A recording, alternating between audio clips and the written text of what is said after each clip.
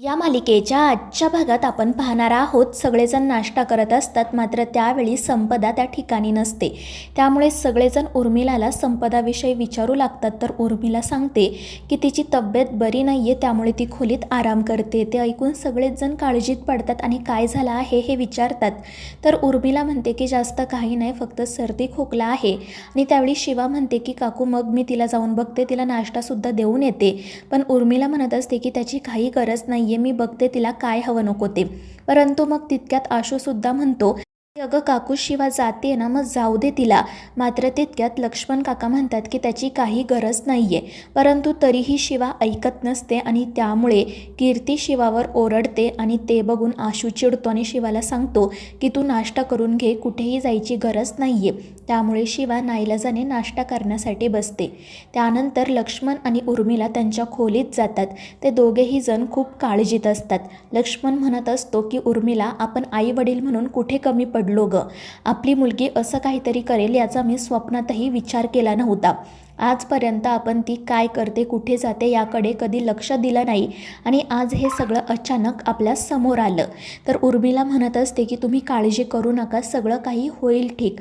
आणि आपली संपदा लहान आहे, आपण बोलूयात तिच्याशी.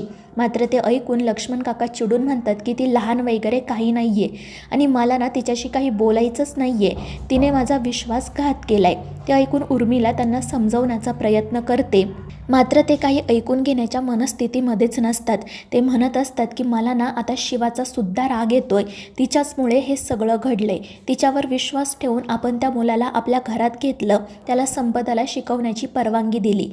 पण तो मुलगा असं काहीतरी करेल याचा मी विचारही केला नव्हता. आता तो माझ्यासमोर नाही आला ना, तेच बरं आहे, नाहीतर मी त्याचं काय करेल माझं मलाच माहिती नाही.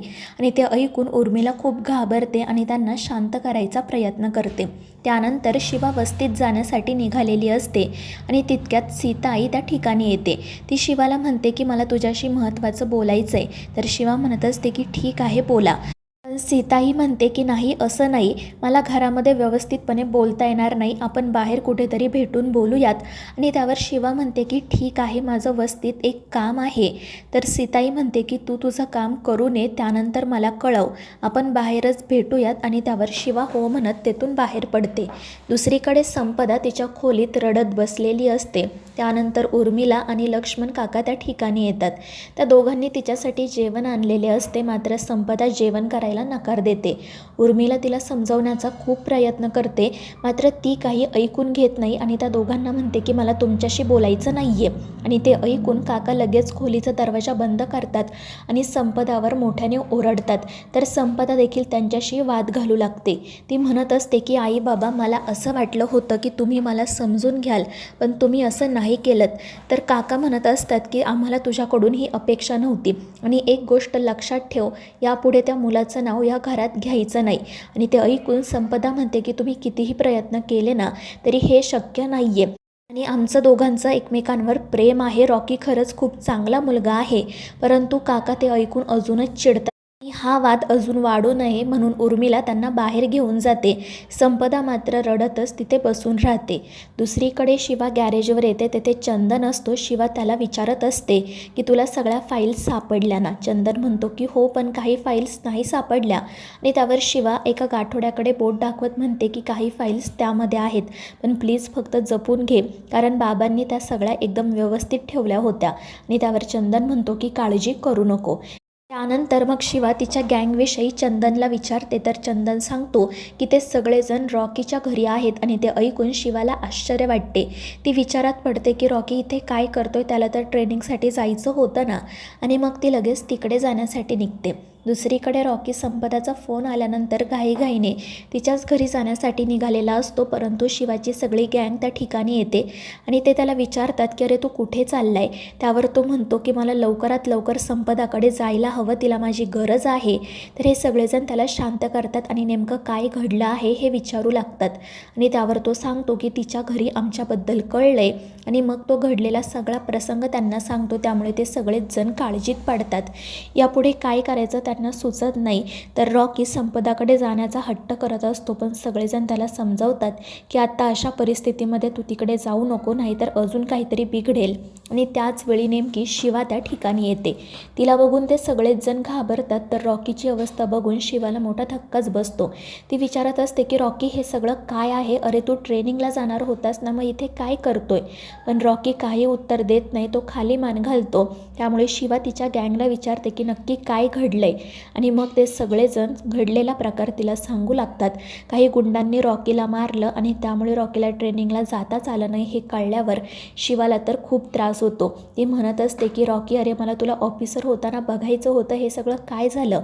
तुझं वर्ष वाया गेलं. तर रॉकी म्हणत असतो की शिवा माफ कर, मला माहिती आहे तुला माझ्याकडून खूप अपेक्षा आहेत, पण मी काय करू, जे काही घडलं त्यानंतर माझी इच्छाच नाही राहिली. आणि ते ऐकून शिवा म्हणते की काळजी करू नको, आणि ती रॉकीला धीर देते.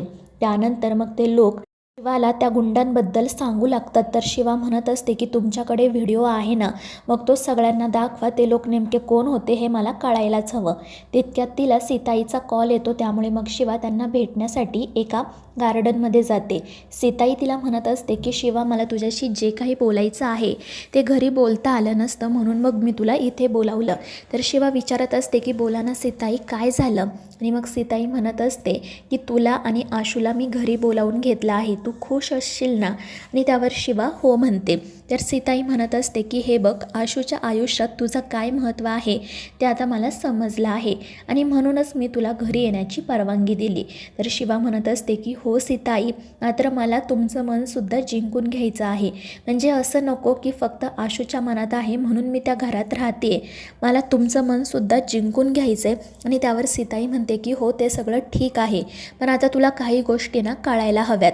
तर शिवा विचारते की नक्की काय झालं आहे? आणि त्यावर सीताई म्हणते की हे बघ, आता तुझं आणि आशूचं नवीन लग्न झालं आहे, तू देसाईंची सून झाली आहेस, त्यामुळे आता तू प्लीज पूर्वीप्रमाणे वागू नको, प्लीज मारामारी करू नको. आणि ते ऐकून शिवा सीताईकडे बघू लागते. तर सीताई म्हणत असते की तुला अन्यायाविरुद्ध आवाज उठवायचा आहे ना, मग तू नक्की उठव, पण मारामारी न करता. आता मला पुन्हा पहिल्यासारखं काही नको आहे हे लक्षात ठेव. आणि तू आशूवर प्रेम करतेस ना, मग तुझ्यासाठी हे अवघड नाही आहे. त्यावर शिवा काहीच बोलत नाही.